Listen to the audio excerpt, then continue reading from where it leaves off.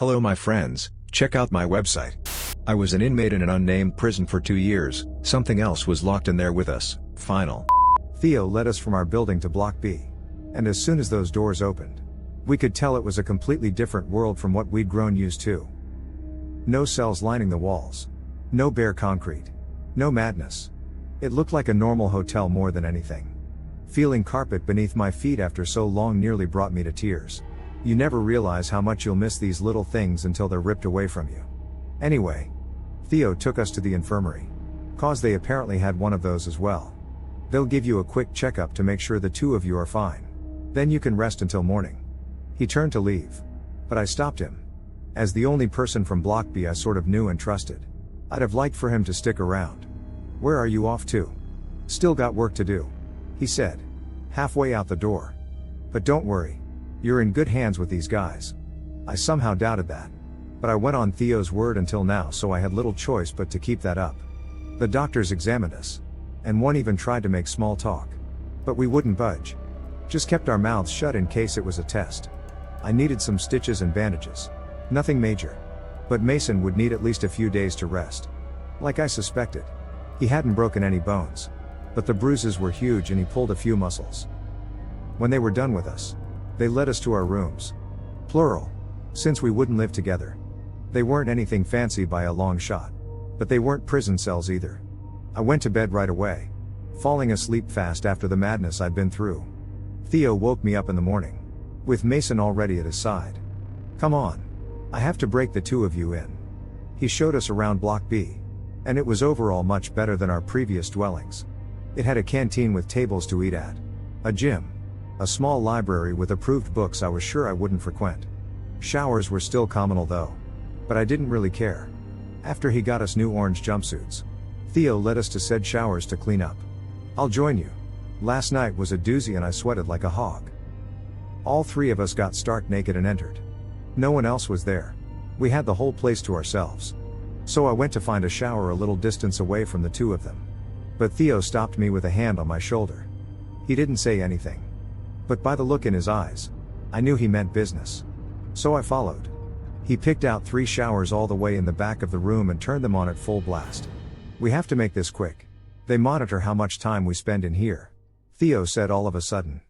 Keep your voices down. Block B is bugged to high hell and back. But the shower room isn't. Too much moisture. Closest bug is at the door. You said you have plans for us. So fill us in. Mason demanded. He was still wobbly on his feet. And the bruises looked much worse now that some time had passed. You two said you want to get into Block C and find out the truth. Theo pointed out. Well, I know the truth. And it fucking sucks. We have to stop it. But I need help. I can't do it on my own. That's where you two come in. So tell us. Then. I said. No time. You'll see. And what would you need from us? Mason asked. For the meantime. Survive. Keep your heads down. I'm trying to dig up some information. But it's not easy. We looked at each other. Contemplating this new wrench thrown into our plans. It was too little information to go off of. But once again I felt like I had no choice but to face the music. Theo picked us specifically for this. And although he didn't share his plans yet, the mere fact that he had any in the first place could be enough to fuck him over if we ratted him out. If we didn't accept his terms. If we didn't play along. We were liabilities to him. And in here, liabilities weren't tolerated. Fine. I said. And turned to Mason. He didn't say anything. Dude? I only want to find out one thing. He told us. If my brother is still alive. Theo's somewhat relaxed expression up to that point turned somber. He's been sent to Block C? I think so. Haven't seen him in either A or B. I hate to break this to you. But. Theo didn't finish his sentence. Didn't need to. Mason slammed his fists into the wall and started sobbing. Slipping slowly against it to his knees. We'd both known it. Chris and his brother were long dead. But we wanted confirmation. Needed confirmation. Yet. Now that we had it. I was afraid it would break him. I still need an answer. Theo pushed him. I'm in. Alright. Mason said. Gritting his teeth between sobs. I'll kill whatever's down there. Then I'll kill the assholes that sent my brother here.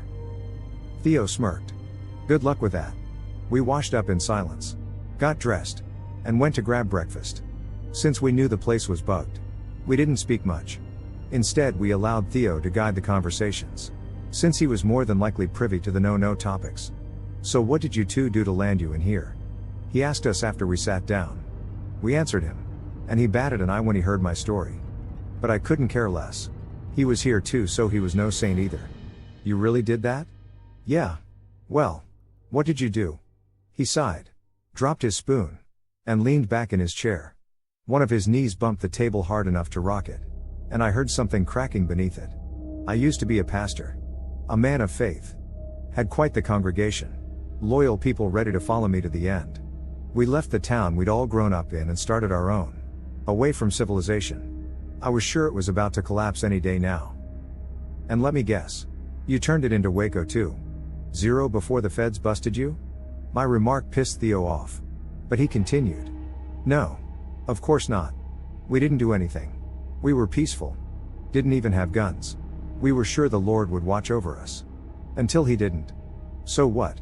They just wiped you out for no reason?" Mason asked. "Pretty much. They spouted some bullshit about inciting violence, rebellion, fostering domestic terrorism. But they were all lies." "I think I'd have seen something like that in the news," I pointed out. "Would have made all the papers and news channels for weeks." Theo chuckled. But it was dry. A hollow gesture. "It would have. If anyone was left alive by the end to say something about it. We were only a few dozen families. Deep enough in the wilderness that no one even knew where to find us. We wanted to ask him more questions. But he didn't entertain us any further. He got up from the table, took his tray, and turned to leave. I used to be a man of faith.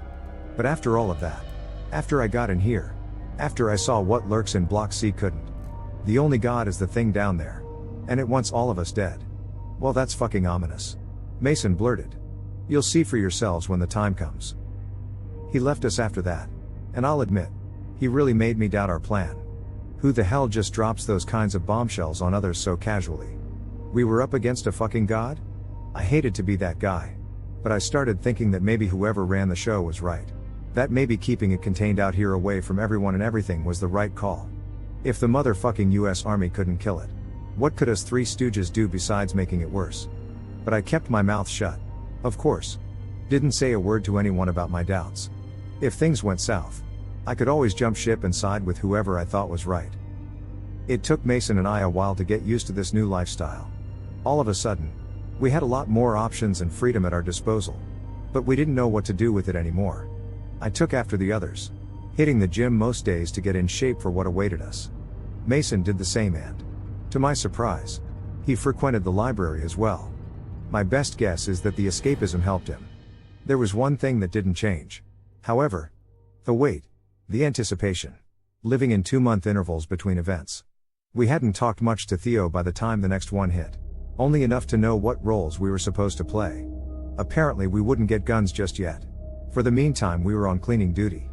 Theo and his guys would go out first when the events ended, finding and killing any stragglers. Then they'd escort us around to tidy up the mess and take care of the bodies. We passed a few events like that. 3 or 4 I think. And I'm sorry to just skip through such a long portion of time. But literally nothing interesting happened. Well, nothing more interesting than what came before anyway. It was boring grunt work. Rake the sand in the yard to cover the blood. Carry the bodies of downed creatures to a hatch in Block C's side. And whatever else Theo asked of us. Life wasn't the best by a long shot. But it sure as shit beat how we had it in Block A. It was decent. I could get used to it. My best guess was that we were waiting for some of Theo's men to die in order to take their place on his team. They were the only ones with guns. But they could only take them during events. That chance arose during the 5th event we had as part of Block B. It started out normal like all the others. Theo brought us out after his team checked everywhere and made sure it was clear. Blocks A and C were locked back up. And we had a few dead monsters to take care of in the yard. A couple by the walls. And some more scattered about. Standard procedure was to chop them up into manageable pieces with handsaws. Since the hatch we dropped them down into wasn't large enough to fit a man. 2 or 3 of us would work on a single monster. But it could be fewer if there were a lot of them. Mason and I tended to team up for that. We'd understandably grown close even if you couldn't tell at a first glance. So we did this time as well. He got to work on the legs, leaving me with the arms and head if the creature had one. Which this one didn't. It was a roundish torso with a gaping mouth filled with broken ribs that looked like teeth. We got into position. Mason struck his saw into one of its knees. And the fucker shuddered. Again. Something that happened from time to time. They'd play dead to fool us. Theo and co. We're supposed to double tap all of them just to make sure. And Roundy did have 2 holes in it. But like, how do you kill something without a brain? I didn't get to warn Mason or call for Theo. As soon as Mason's saw broke skin, Roundy shot a leg out and pushed Mason away. It swatted an arm at me. But I dodged and took off around it. Yo. We got a live one. 2 of Theo's men escorted us to keep us safe.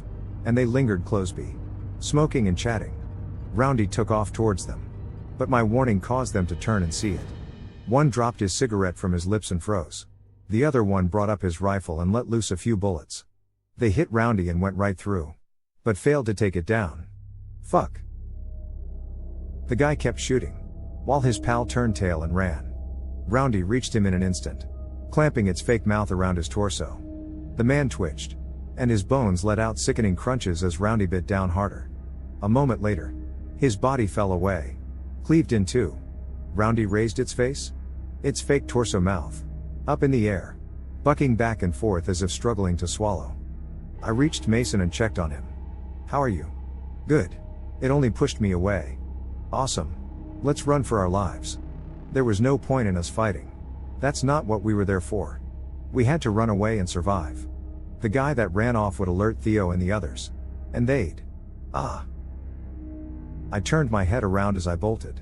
Finding the man halfway down Roundy's gullet as well. It bit down into him and killed him as well. His feet twitching for a moment before life left him. Roundy spat out what it couldn't swallow and took off after the next closest prey. Us. We have to kill it. Mason said. How? I don't know. But we have to. Come up with something. How the hell did I end up as the brains of this operation? And more importantly, what the hell could we even do? Those two guys had rifles and it did them little good. We only had bone saws for fuck's sake. I lifted mine as I ran. Looking at the small, sharp teeth lining it. That's it. Cut the limbs. What? Cut the limbs. I repeated. You're crazy. Well, if you have a better idea, let me hear it. Mason shot me a glance and stopped arguing. The better idea would have been to keep running. But Roundy was faster than us by the looks of it. Help was maybe a minute away tops. Yet we both doubted we could escape it for that long. How do we do this? Mason asked. Split up. It will follow one of us. So the other rushes back in and strikes. These aren't fucking swords. You know? Mason protested. Swinging the saw around. Yeah. So hit harder. The wall was coming up. And we did as I said. Mason went to the left. I went to the right. Roundy collided into the wall and bounced back like a ball before picking me and taking off again. Mason. I needed to stop it somehow. To buy Mason time to swoop in. It was risky. But I had no other choice. So I stopped and swiveled on my heels. Getting face to face with Roundy. It opened its mouth. Wide enough for me to see the top of the heads it had swallowed. And jumped. I dashed ahead as well. Getting low to the ground and tackling its legs. Roundy collapsed next to me and thrashed around. Still trying to get its teeth into me. Legs. I screamed. Mason jumped and struck with the saw on his way down. It got Roundy in the pit of the knee. Tearing through skin and cartilage before stopping at bone. Mason let go of the saw and stomped on it with his boots. Driving it in further. Run. He yelled. Leaving the saw behind. Roundy was getting back up. So it wasn't a bad idea. But I saw an opportunity and decided to seize it. I let it get on all fours. Then kicked its wounded knee with all my strength. It was enough to break it completely and render it useless. Roundy was slower. But all around more angry after that stunt. It still chased after us. Bounding like a dog on 3 feet. Mason and I split up again. But it took after me once again. Not good since I had the only saw left. Take it and hurry. I screamed at Mason. Throwing the saw behind me over my head. It landed in the sand for Mason to take. I led Roundy around some more and, when I decided I bought Mason enough time, I turned to face it again. This time I couldn't trip it or get away between its feet. It was too low to the ground for that. So instead I vaulted over it, hoping to make it behind Roundy. But it buckled and got up halfway through the jump. And still in the air, I ended up on its back. It screamed. I screamed. I'm pretty sure Mason did as well. With my feet right beside its mouth. Roundy turned madly from side to side, spinning in place as it tried to catch them. I'd never been to a rodeo. Haven't even ridden a horse, let alone a bull. But I was pretty sure this was close to the genuine thing. Mason. Do something. Get it down somehow. Yeah. As if I didn't figure that much out myself. I was growing dizzy. Slowly slipping off with nothing to hold on to. But that was my only chance. I couldn't do anything while straddling Roundy. So I pushed myself off and, still in the air, shot a foot at its other leg. Roundy lost its footing and shot off ahead. Propelled by its hands. It landed in the sand mouth first. Still screeching. Mason dashed in. And so did I on all fours. He struck Roundy in its other leg. Missing the knee pit this time. But I was right behind him to help add some damage. Mason let go of the saw and ducked. And I vaulted over him. Landing on the saw with both feet. It didn't go through the bone. But it was enough to break it and render the limb useless. Okay. Let's go. I grabbed Mason's hand and took off towards Theo and Co. Roundy could follow us all it wanted. With only its hands to use for crawling, it wouldn't catch up. We led it to the firing squad. 5 men side by side with their rifles ready and Theo leading them. Get to the ground. Theo yelled. We jumped on our bellies. And a heartbeat later, streaks of hot lead passed above our heads. They let loose all they had. Emptying their clips and turning Roundy to shreds. Brain or no brain. It couldn't survive so many holes. Thank fuck, I stuttered. Turning on my back to face the sky as I caught my breath. What the hell happened? Theo asked us. We gave him the breakdown. Told him he was 2 men short now. Then we went back to our duties. Such was life.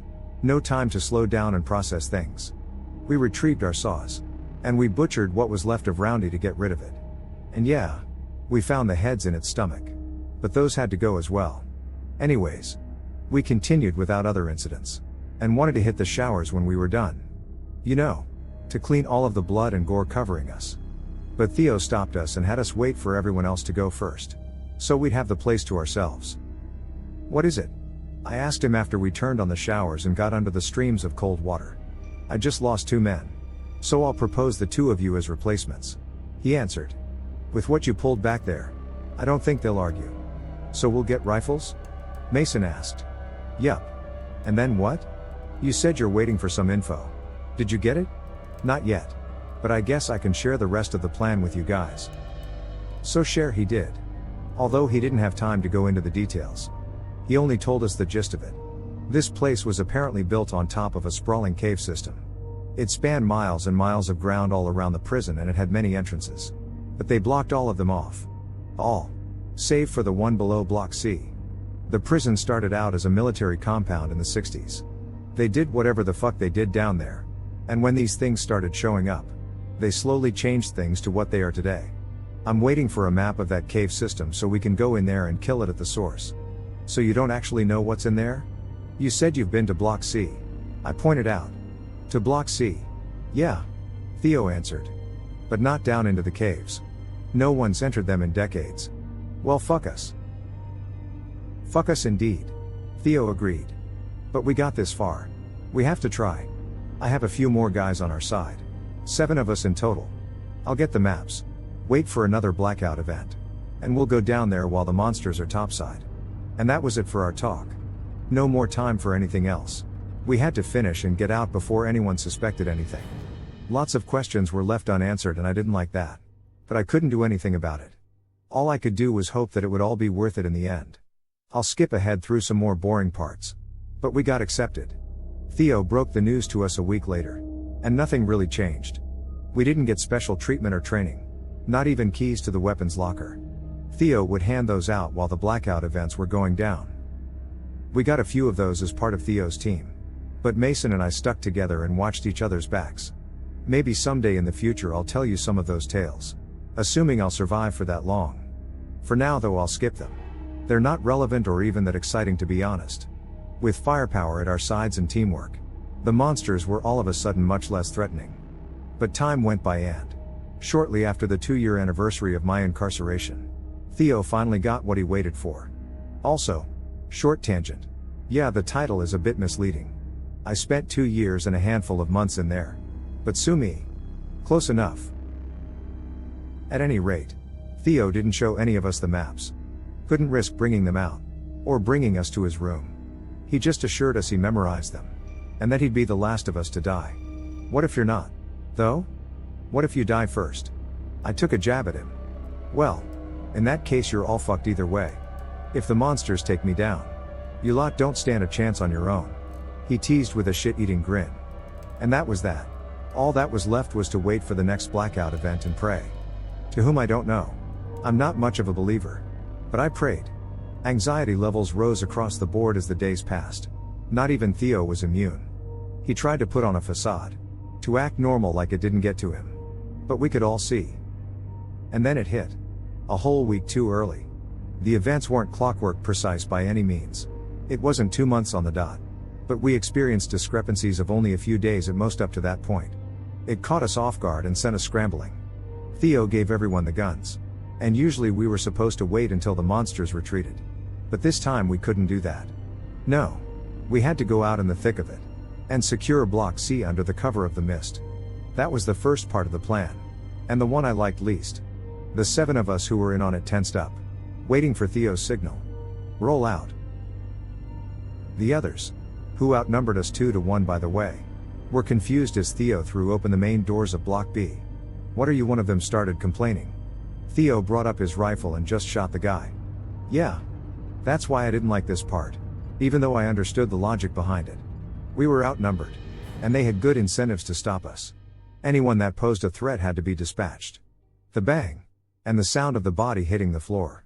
Sent us all into a frenzy. Some ran. Others screams.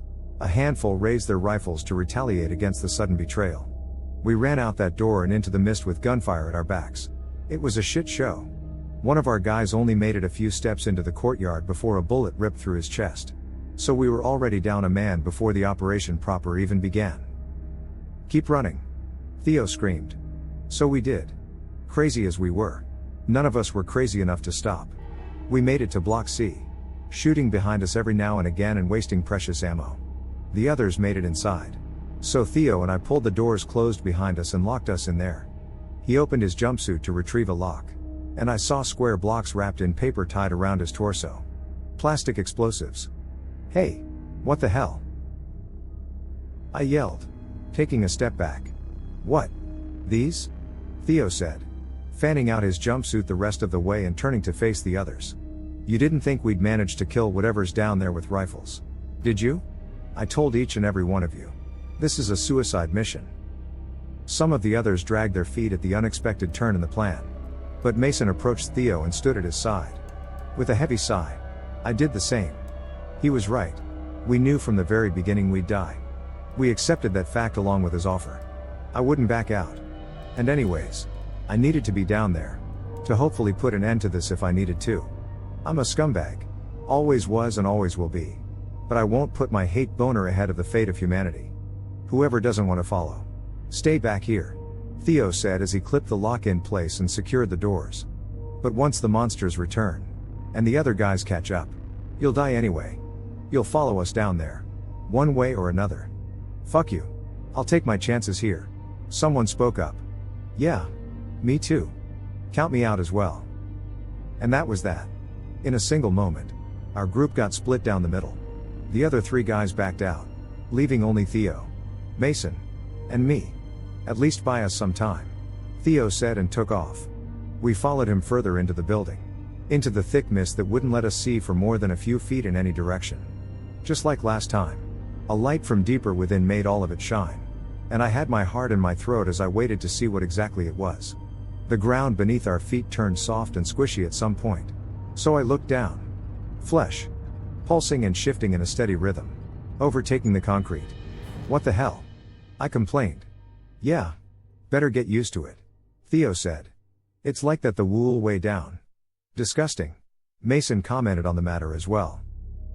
The ground sloped. Steadily at first and then more abruptly. Some 10 feet later or so. As we reached the center of the room.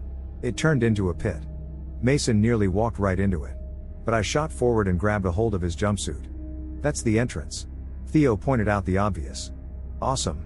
Now how do we go down without breaking our necks? He slung his rifle around on his back. And got down on all fours. The tips of his fingers probed the flesh, pushing into it and tearing it apart. I expected blood or something. I'm not sure. But nothing like that came out. It parted around his fingers and reformed as soon as he pulled them out. Theo went over the edge slowly, striking with his feet and hands to create holds as he descended. Don't just stare. Come on. I flinched. But I got down on all fours and backed up into the pit. The whole affair was disgusting. The flesh squirmed around my fingers and boots. But it was also illuminating. In more than one way. This is what the monsters needed the prisoners for. Above us. Mason hesitated for a moment. You gonna chicken out? I asked him. He shook the shell-shocked expression off and followed without a word. I was sure this was painful for him to see. Hell, his brother was likely part of the gore. But it couldn't be helped.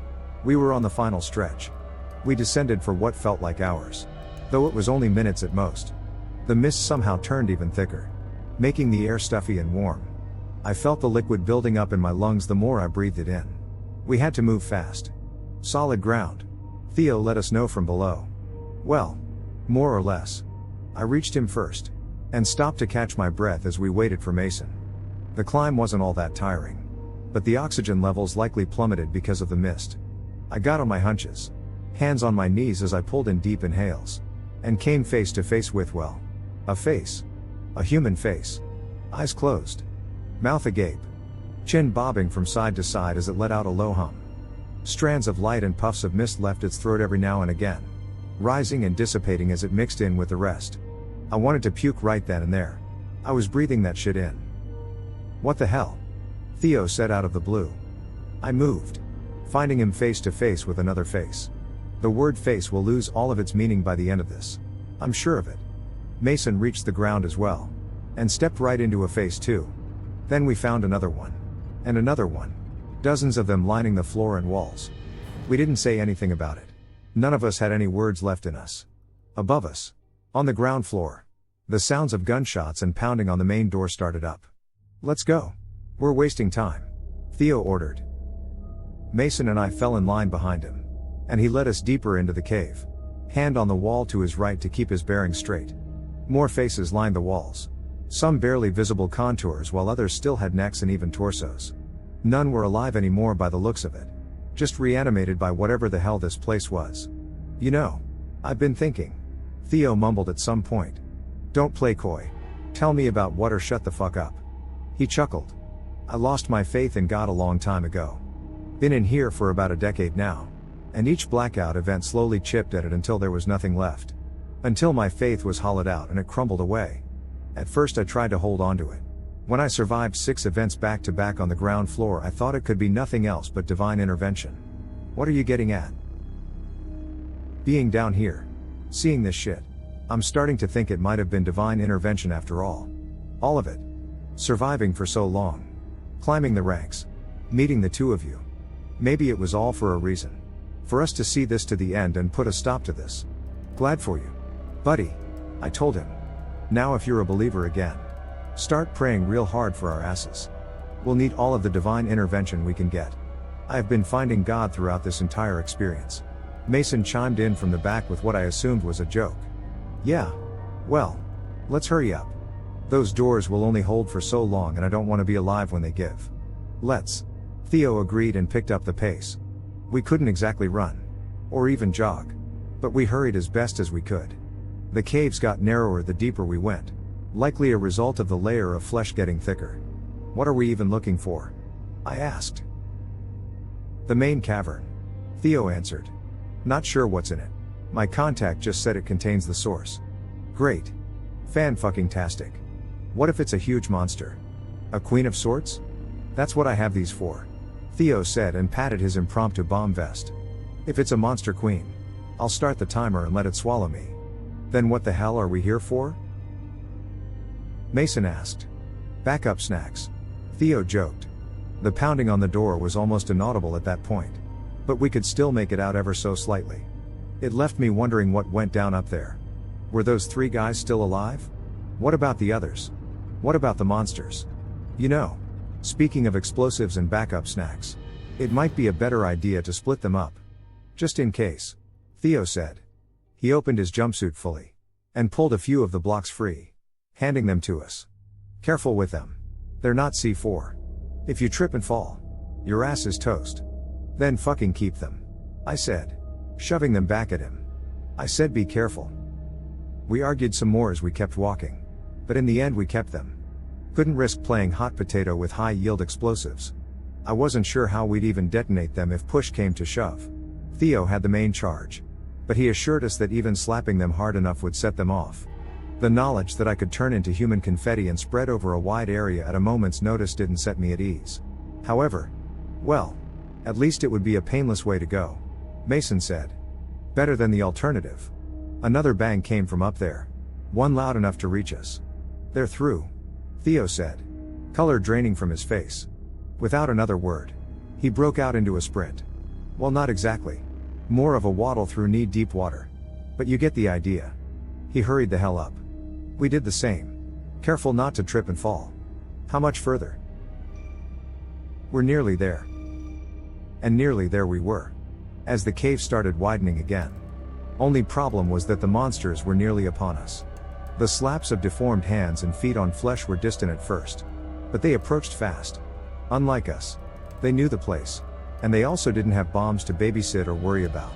Well, I guess this is as far as I'll go, Mason said all of a sudden. He stopped walking, placed his blocks on the ground, and raised his rifle. Come on, man. Fuck you. Don't do this to me. What's it matter? You two will die in a minute as well, he said. Just go. I'll buy you some time. Kill some of the fuckers. And collapse the cave on them. He was right. But that didn't mean I had to like it. Guess I'll see you in hell, buddy, I said and turned to leave, fighting back tears. Yeah. I'll keep your seats warm. Don't keep me waiting. We split up. So Theo and I rushed ahead. It didn't take long for gunshots to erupt behind us. And each bullet fired felt like it ripped straight through my heart. I like the guy. Okay? I'm allowed to. But it didn't last for long. A more powerful bang followed. The shockwave ripped through the air and shook the cavern. Fucking, I let out through clenched teeth. Let's hope it worked. According to the map, this is the only entrance. If Mason collapsed, it were safe. The ceilings kept rising and the walls spread further apart. Until they weren't visible anymore. After the chaos behind us ended and the world settled down, we could hear the monsters scratching at something. Loud thuds and thumps. Mason did collapse the cave. But they were clearing the blockage to reach us. He bought us some time. But little of it so we couldn't waste it. We're here, Theo said. The main cavern. And there's nothing. Fucking great. What now? No. It's here all right, he said and pointed at our feet. I looked down. And my eyes landed on what looked like a black vein embedded into the flesh. It pulsed with light. But didn't move. I gave it a probing push with the tip of my boot. And found out it was solid. Rock, Theo said, bending down to get a closer look. He ran his fingers over it and broke off a small, sharp piece that cut his palm. Obsidian. Let's follow it. We did so, heading towards the middle of the cavern as the obsidian vein grew thicker. Before long, we left the flesh behind entirely, stepping on the shiny field of volcanic glass. This is wrong. It's not native to this place, Theo said. No volcanoes for hundreds of miles around here. Maybe it's ancient. Maybe. Ancient or not. It was here. And it went up in a gentle slope. Until we reached stairs carved out from it. The whole situation gave me some creepy, otherworldly vibes. Perfect white as far as we could see above our heads. And pitch black below our feet. The contrast somehow fucked with my mind in a way I can't describe. There. I think that's it, Theo said from a few steps ahead. I rushed to his side and froze. We were on the very top of the obsidian pile. But I hesitate to call it that. More of an altar than anything else. It was circular. Some 10 feet in diameter. And blacker than the night. Blacker than obsidian had any right to be. Symbols I couldn't understand were cut out of it. In a language either ancient or alien altogether. Each one shined faintly. In different colors. A ritual. Yeah. Theo agreed. Let's blow it up. Let's. He turned on the timer. And started taking off his vest. The area was a bit bigger than expected. We had to spread out the explosives to make sure all of it would be destroyed. The sounds of boulders being moved stopped. So I watched our six. We'd hold our ground up there for as long as possible. Until the explosives would go off. That was the plan. But then the monsters started rushing in. The pitter-patter of feet. First on flesh and then on solid ground. Silhouettes dancing through the mist. Like sharks on the prowl through water. I started shooting first. Mostly potshots. But I heard yelps once in a while. Hurry up. I can't hold them back on my own. I yelled at Theo. Almost done. But I have to be careful. He screamed back. Laying down blocks on the other side of the altar. One wrong move and I'll set these off. I wanted to ask him so what? To tell him that was the plan. And better to set them off early than not at all. But I didn't get to. With my back turned. One of the monsters rushed past me. In the blink of an eye. It bodied Theo and carried him off his feet. The vest was off and the rest of the explosives dropped to the ground. So I held my breath as I watched them in slow motion. I honestly expected that to be my last breath. But they didn't go off. No bang. Other bangs did come. Though. Along with Theo's screams in the distance as he fought off monsters. Jack. Shoot the explosives. I raised my rifle and aimed at them. But two couldn't. Ready as I thought myself. The survival instinct overpowered me. With my fingers shaking on the trigger. Filled to the brim with regret. Two turned tail and ran. Monsters piled Theo until his screams stopped. And I ran. Away from the altar. Away from the timer. In no particular direction except away. When they followed me, I shot at them. I shot at them and downed them. Until the rifle clicked as the clip emptied. I reloaded on the move. And ran face first into the cavern wall. Then I shot some more. But I couldn't keep it up forever.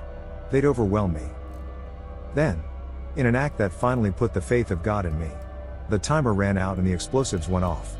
Hard enough to burst my eardrums and deafen me to this day. Hard enough to dissipate the mist. Hard enough to turn the altar into a crater. I put my hands up to protect my face from the heat wave. But it burned through the jumpsuit. Still, I somehow survived all of that. Guess God has a twisted sense of humor. The monsters dropped like flies all around me. Writhing in agony as they died. And the whole world fell silent. I waited for a while. Simply existing and breathing as I tried to come to terms with what happened and the role I played in it. I should have died like the others. But here I was. When even the flesh beneath me started to wither away. Turning into a disgusting mulch. I got up. Still had my rifle and the flashlight that came with it. Along with the explosives Theo gave me and a few clips of ammo. So I'd put them to good use. Couldn't go back the way I came. They'd execute me. But I could maybe find one of the blocked off exits Theo mentioned and clear it. So that's what I did. I searched through the dark for what felt like days. Getting further and further away. Until I found a slab of concrete instead of a wall. The explosive did do the job. And with my hearing already compromised, I didn't even have to worry about it. It blew a hole through the blockade and to the desert's surface. And I came out some 5 miles away from the prison in the middle of the night. They likely heard the bang.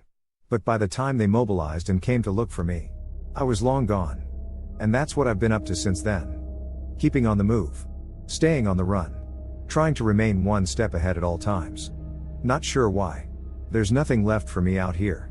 They did a great job scrubbing my existence from the records. And I can't rely on anyone either. What little family I have left is better off without me. And I had few friends.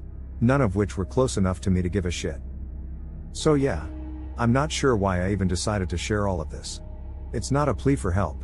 Or a warning of sorts. More just me screaming my sorrows into the void. Hoping I'll get some form of release and maybe get some gears turning while I'm at it. To preserve Chris's, Mason's, and even Theo's memory. I don't really have answers. Just questions. Theories. And nightmares of fog-filled caves lined with human faces. But keep your heads up. Maybe we'll cross paths again someday. The one thing I learned from all of this is that you never know what the world will throw at you. For better or worse. Thank you for watching.